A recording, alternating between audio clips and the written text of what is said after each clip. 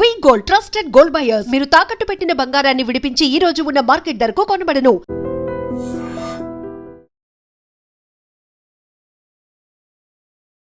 Hi hello నమస్తే, welcome to ఐడ్రీపీడియా. నేను మీ శ్రావ్య. మనతో పాటు ఉన్నారు సీనియర్ స్టాక్ మార్కెట్ అనలిస్ట్ ప్రభు గారు. నమస్తే సార్. నమస్తే. ఎలా ఉంటారు? Thank you, fine.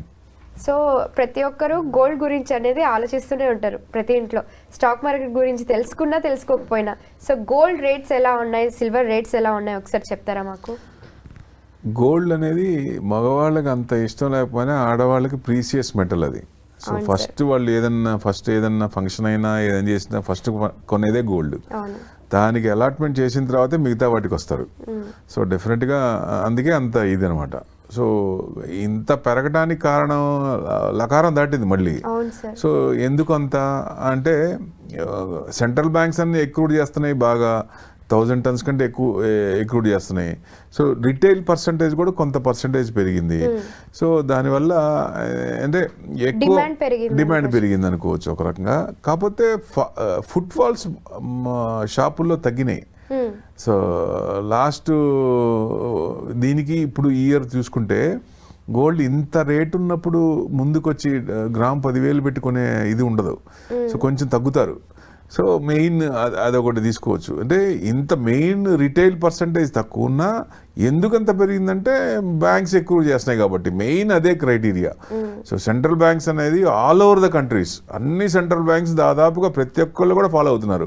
Even China కూడా ఎప్పుడు గోల్డ్ మీద అసలు గోల్డే చూడండి, వాళ్ళు గోల్డ్ మీద ఇంట్రెస్ట్ చేస్తున్నారు. దాదాపుగా 2500 మెట్రిక్ టన్స్ వాళ్ళు ఎక్రూడ్ చేశారు మంచి రేట్లో.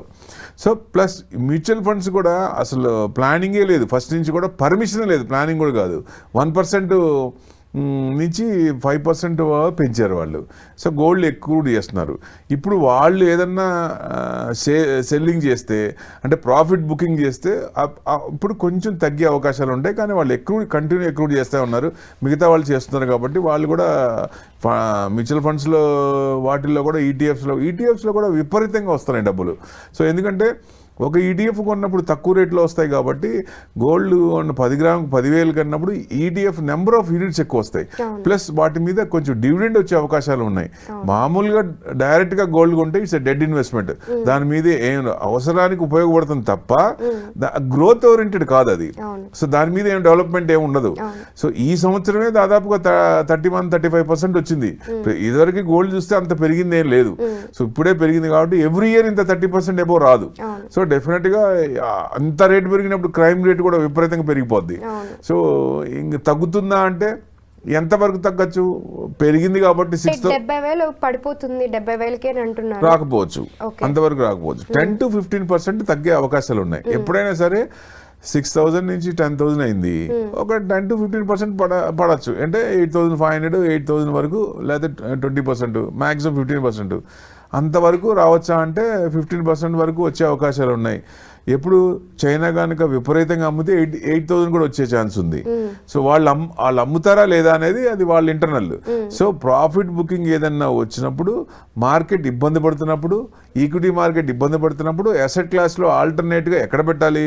హెడ్జింగ్ చేసుకోవడానికన్నా కానీ ఇక్కడ మార్కెట్ పోర్ట్ఫోలియో తగ్గుతున్నప్పుడు దీన్ని హెడ్జ్ చేసుకోవడానికి గోల్డ్ పెరుగుతుంది కాబట్టి గోల్డ్ హెడ్జ్ చేస్తారు. సో ఇక్కడ లాస్ ఆ ప్రాఫిట్తో సమానం అవుతుంది కాబట్టి టోటల్గా బ్యాలెన్స్ చేసుకుంటారు.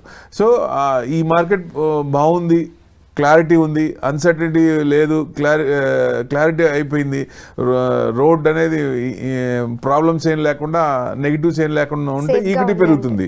సో అప్పుడు గోల్డ్ తగ్గే ఛాన్స్లే ఉంటాయి. కాబట్టి ఎక్కువ పడినా విపరీతంగా మీరు అన్నట్టు 70,000కి 60,000కి వచ్చే అవకాశాలు కనబడట్లేదు. మేబీ 10-15% పడే అవకాశాలు ఉన్నాయి. ఇన్వెస్ట్మెంట్ పరంగా గోల్డ్ కంటే సిల్వరే బెస్ట్. సిల్వర్లో ఎందుకంటే గ్రోత్ బాగుంది.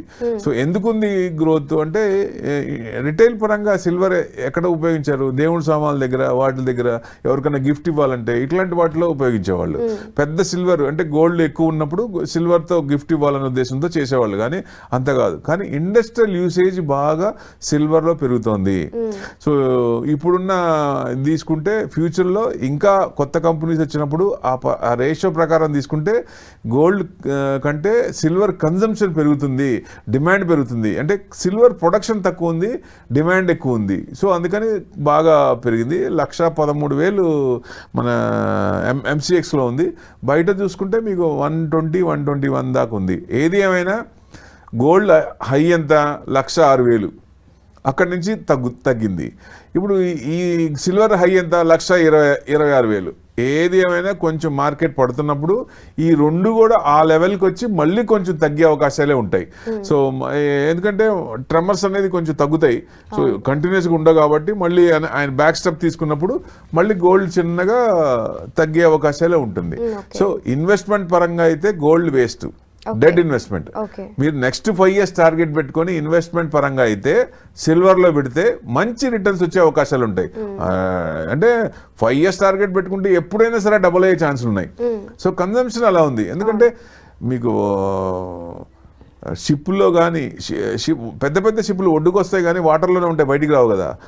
కింద కోటింగ్ రస్ట్ పట్టకుండా సిల్వర్ కోటింగ్, ఫర్నెస్ లో సిల్వర్ కోటింగ్, ల్యాప్టాప్, ఫార్మా దాంట్లో సిల్వర్, అన్నిట్లో ప్రతి దాంట్లో కన్సంప్షన్ పెరిగింది, విపరీతంగా పెరిగింది. అది కూడా ప్రొడక్షన్ ఏమో తక్కువ ఉంది, డిమాండ్ కన్సంప్షన్ ఎక్కువ ఉంది, డిమాండ్ ఎక్కువ ఉంది.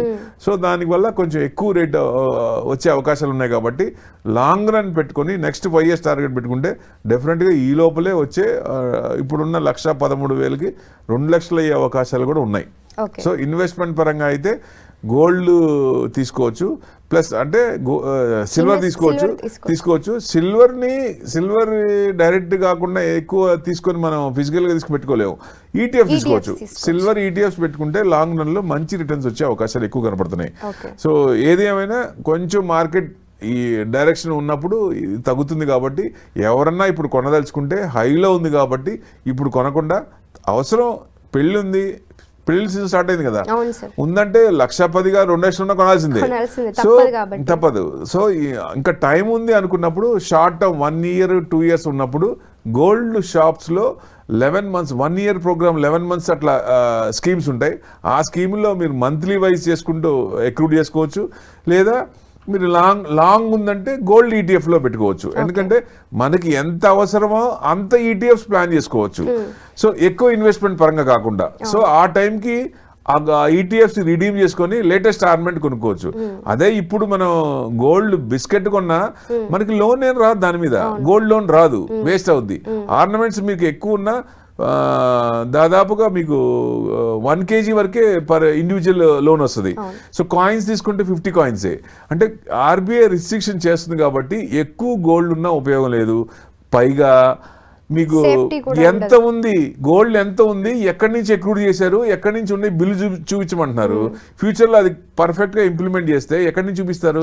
తాతల తరం నాటి గోల్డ్ కంటిన్యూషన్ అవుతుంది కదా, క్యారీ ఫార్వర్డ్ అవుతా ఉంటుంది కదా. వచ్చినప్పుడు ఆ గోల్డ్ మీకు బిల్ చూపించమంటే ఎక్కడి నుంచి చూపిస్తారు? చూపించలేరు. కాబట్టి ఓ రకంగా వెనక అడిగేసినట్టే. సో ఇంకా ఏం చెప్పలేదు కాబట్టి సో డెఫినెట్ గా ETF లో పెట్టుకుంటే అన్ని ప్రూఫ్లు మనకు ఉంటాయి కాబట్టి ఇన్వెస్ట్మెంట్ పరంగా. So definite ETFs best, long run లో మంచి రిటర్న్స్ వస్తాయి. ఎందుకంటే గోల్డ్ పెట్టుకున్న డివిడెండ్ రాదు, ETF లో పెట్టుకుంటే డివిడెండ్ వస్తుంది. కాబట్టి గ్రోత్ ఓరియంటెడ్ ETF పెట్టుకుంటే ఎక్కువ అసెట్ పెరిగే అవకాశాలు ఎక్కువ కనపడుతున్నాయి. సో డెఫినెట్ గా థ్యాంక్ యూ వెరీ మచ్.